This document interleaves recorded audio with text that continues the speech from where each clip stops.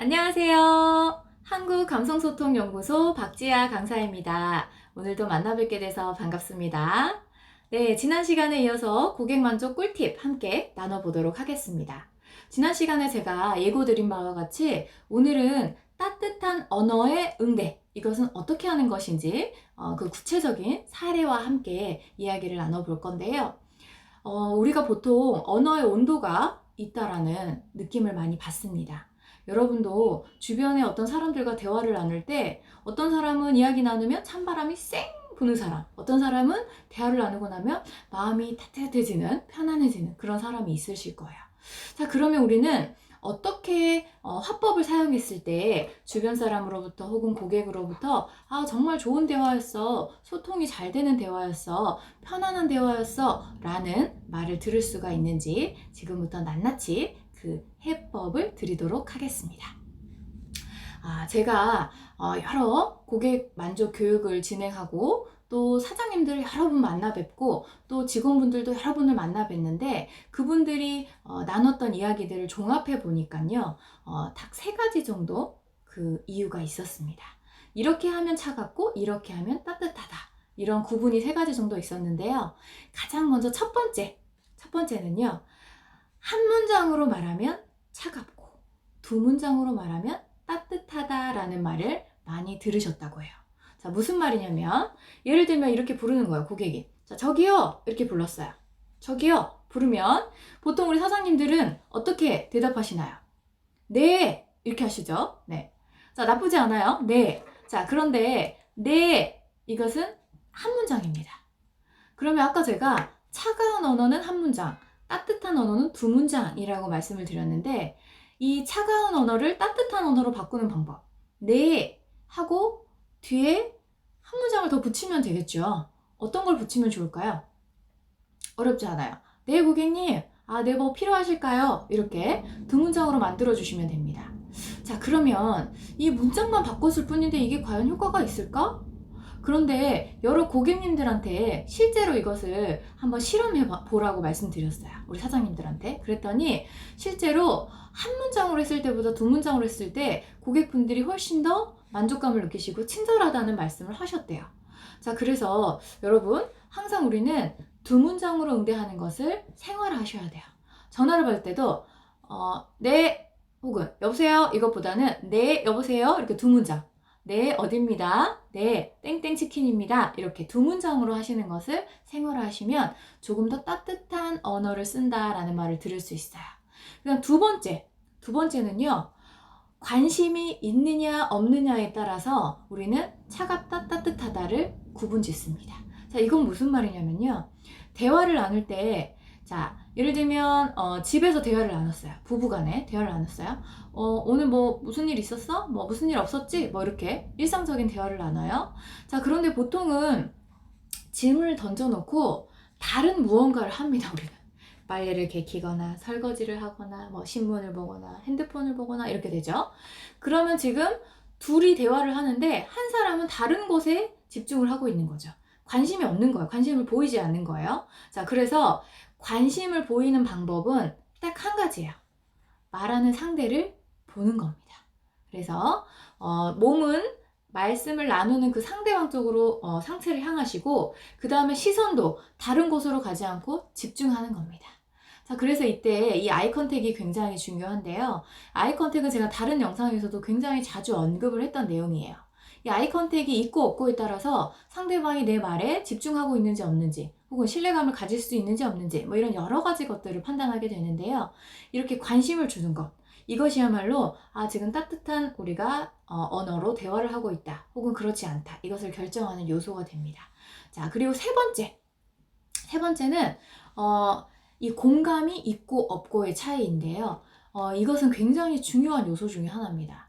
자, 예를 들면 공감은 어떨 때 우리가 느낄 수 있냐면, 내가 어떤 말을 했을 때 상대방으로부터 들려오는 언어, 자세, 태도, 눈빛, 이런 것을 다 통틀어서 우리는 지금 이 상대방이 나에게 공감하고 있다, 공감하지 않고 있다, 이렇게 느낀다고 하는데요. 예를 들면 이렇게 되는 거죠. 어떤 고객이 우리 매장에 들어와서 좀 추운 것 같네요 이랬어요. 자, 좀 추운 것 같은데요? 자, 이렇게 말을 했을 때 이렇게 반응하시는 분들이 있어요. 에? 추워요? 안 추운데? 이렇게 반응하시는 분들이 있어요. 그러니까 고객의 말을, 상대방의 말을 즉각적으로, 그렇죠. 부정적으로 받아들이시는 거죠. 자, 그렇게 하면 대부분의 이 상대방들은 자신의 말이 부정당한 거기 때문에 그저 썩 좋은 기분으로 흘러가지 않아요. 네. 그리고 또 이런 분들이 있어요. 아, 좀 추운 것 같네요. 이러면 아예 묵묵부답. 그 말에 전혀 반응을 안 하시는 분들도 있어요. 절대 안 되고요. 그 다음에 좀 추운 것 같네요. 그랬을 때, 아, 그러세요. 하고 즉각 반응을 하시는 분들이 이제 대부분이시겠죠? 자, 이제 여기서 공감을 어떻게 하는 거냐면요. 아, 그러시구나. 좀 추운 것 같으세요. 하고 그 말을, 고객의 말을 다시 한번 되뇌어 주는 겁니다. 그리고 나서 응대를 해주시면 돼요.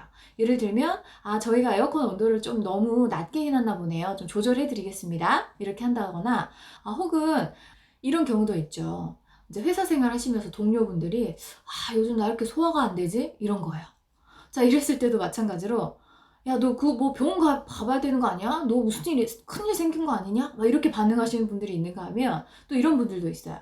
아, 요즘 왜 이렇게 소화가 안 되지? 그러면, 야, 너는 아무것도 아니다. 나는 소화 안 된 지 지금 한 달째다, 한 달째. 막 이러면서 본인의 이야기를 이어가시는 마이웨이 형들이 있어요. 자, 이때도 우리가 공감화법으로 대화를 이어가려면 이렇게 하는 방법이 있겠죠.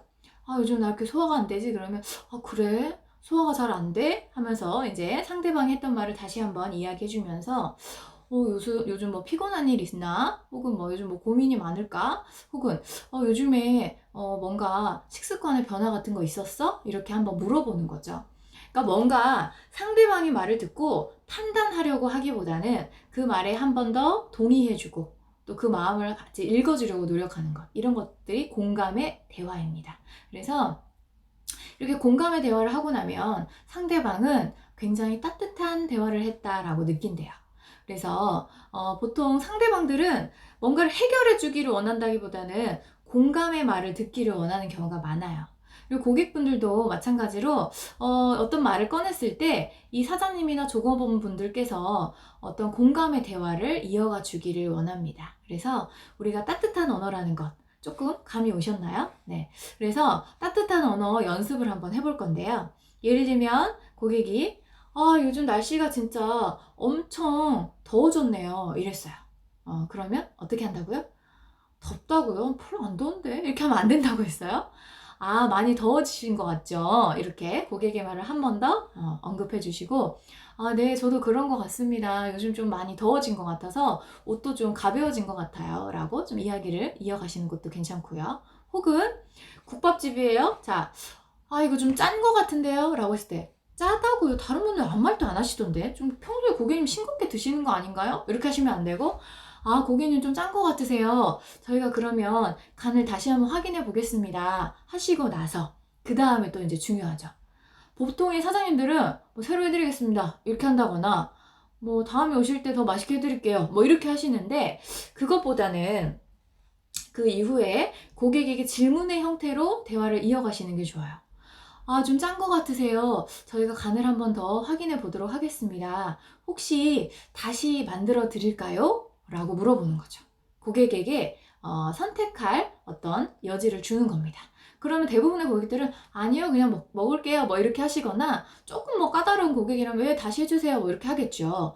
그러면 사실 다시 해드리면 그 상황은 대부분 종료가 되고 그 다음에 간을 다시 한번 확인하시고 나서 혹시 새로 해드린 건 어떠세요? 괜찮으세요? 라고 물어보면 그 고객이 다시 방문할 확률이 높아집니다. 그런데 그 상황에서 고객의 말을 즉각적으로 거부한다거나 그냥 본인이 판단해서 어떤 응대를 이어나가면 그 상황에서 고객이 다시 뭐 만들어줬다거나 혹은 그냥 먹고 나갔을 때 재방문의 확률은 떨어지게 됩니다. 그래서 우리가 항상 고객의 입장에서 고객이 선택할 수 있도록 만들어주는 것, 그것이 또 하나의 꿀팁이라고 생각하시면 될 것 같아요.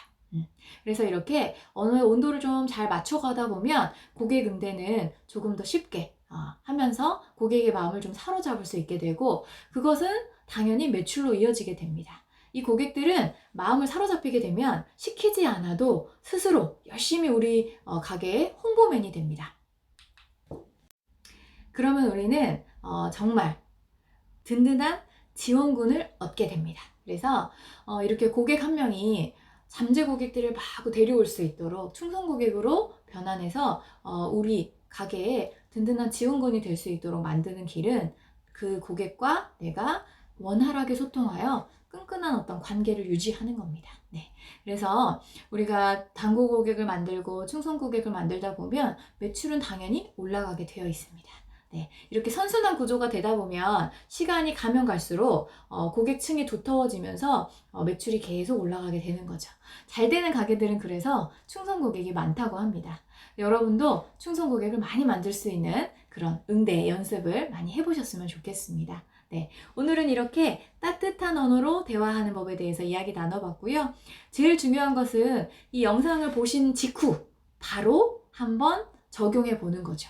실천해 보는 거죠. 네, 그래서 여러분이 이렇게 여러분 것으로 만들다 보면 자연스럽게 그 따뜻한 언어를 쓰는 모습을 발견할 수 있게 될 겁니다. 네, 오늘도 여러분과 함께 나눈 이 시간 앞으로 매출을 일으키는데 조금이라도 도움이 됐으면 좋겠고요. 그것이 여러분의 길로, 여러분의 매출로 이어져서 탄탄대로 꽃길만 걷는 여러분의 길이 열렸으면 좋겠습니다. 오늘도 함께 해주셔서 감사합니다. 안녕!